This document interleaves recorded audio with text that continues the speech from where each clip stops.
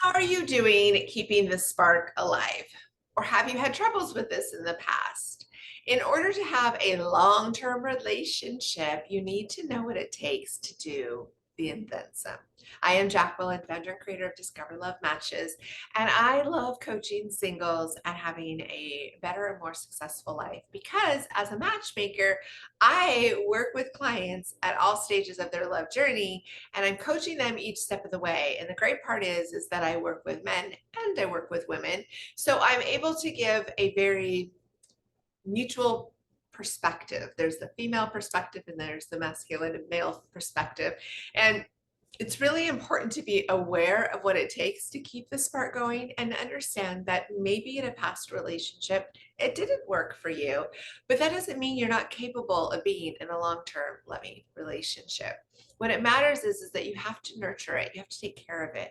Just like anything, it takes work, it takes energy, it takes focus. If you want something badly enough, you got to show up for it. And what I love so much is that I have so many wonderful friends in long-term relationships that are still so madly in love with their partner because they let the other person grow with them, they grow with the other one, they continue to nurture, and they support one another. So once you're in a relationship, it's easy to just take it for granted, but it's also so wasteful because you've already done all this work to get to this point. You've already done so much to get to a place where you feel like this is my boyfriend, this is my girlfriend, this is my relationship, this is the person I align with. So now we want to make sure you nurture it. I want to talk about a few topics that are very valuable and crucial and really necessary. It comes down to how badly do you want this? Because most relationships really can work if both people are in it to win it. There's a commitment, there's a feeling of safety and trust, like you know the other person staying in the relationship. The moment that you're with somebody that you trust is sticking around, then you can start showing more of your vulnerability. You can put more trust and faith into it. You can be more present with it as you are experiencing the possibilities. So some things that work really well is to schedule a date night, which I know that sounds so ridiculous, like you should just want to, but I can tell you that life gets busy and we can get to where we check in with our partner enough throughout the day that we haven't really stopped and connected with our partner. Or it could be whether you're living together or you're dating and you're not living together, you need to make time for each other. A lot of people kind of do that Friday night date night, where they just know no matter what's going on, they count on that. And so they don't always have to specify, on Monday, are we doing Friday? Instead, they just know that's their night. That's the night that they go out, they go do something special. They might be in for the weekend, but Friday nights is when they go out. Or maybe it's Saturday nights, or maybe it's Tuesday night, but it's something to count on, having something consistent. And, maybe you do something bigger on your anniversary day of the month. Like I had that with somebody for a long time.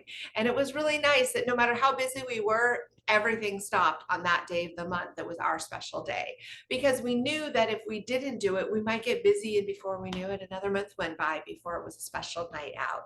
So there's little things you can do of the weekly, and then you can do a monthly. It's also taking the time to just, maybe it's writing a little note, putting it on their pillow, mailing them a little note so they have something to find. It's remembering a comment here and there, maybe a restaurant they've talked about that they want to go to, and making note of it so that you can then go out on a date. Maybe it's just a matter of letting go of the remote control and letting them pick the shows, and just enjoying it with them, being present, sitting on the couch with them. Maybe it's making a meal and you're not really one to cook much, but you wanted to do something special. All the little steps will make a difference, but there's something about making the decision that the two of you are going to be together and then blooming from there. Everything you do is just a branch off from there. It's difficult when you're constantly in this back and forth. Are we dating? Are we going out? Are you my person? Are you not? Am I still dating new people? Am I dating a few people? Where are you? It's hard. So a big part that will help is for you to define we're a couple. Like, let's make this clear. And then what is it to be a couple? Are you in an open relationship? Are you monogamous? What are you doing? And then planning things towards the future. I know that it's very attractive for someone when they're dating and then they start to realize they feel like they're in a relationship and the other person is saying, I want you to be my girlfriend, I want you to be my boyfriend, whatever your title is.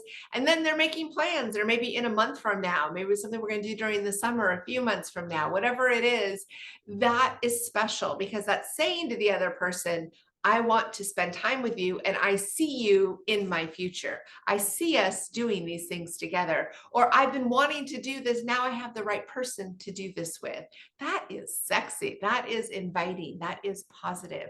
So you have to work at keeping the sparks, but you have to work at being single too. So you have to make a decision, where do you want to work at putting your energy? Just like the gym. You can't just get a membership and make that commitment. You have to actually show up and do the workouts, and you have to do it a few times a week to be able to improve. You got to do it 5 days a week to continue to get even better. Whatever your desire, whatever your commitment is, you have those available to opportunities for you, but it takes you making the decision. You have to say and be willing to just love on your person, even when they're driving you crazy. As long as you've chosen to make the commitment and be a couple, there are times you're going to have to carry a little extra weight and be there. Maybe they're sick, maybe they're sad, maybe they're overwhelmed.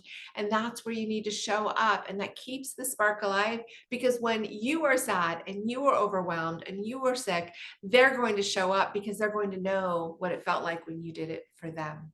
Learning all about the things that you need and you have are so important, but showing up and being present and being vulnerable is what makes the difference. So I am Jacqueline. I'm here to support you on your love journey. And I would love for you to comment below and let me know what kinds of ways that you are wanting to keep the spark alive in your dating relationships.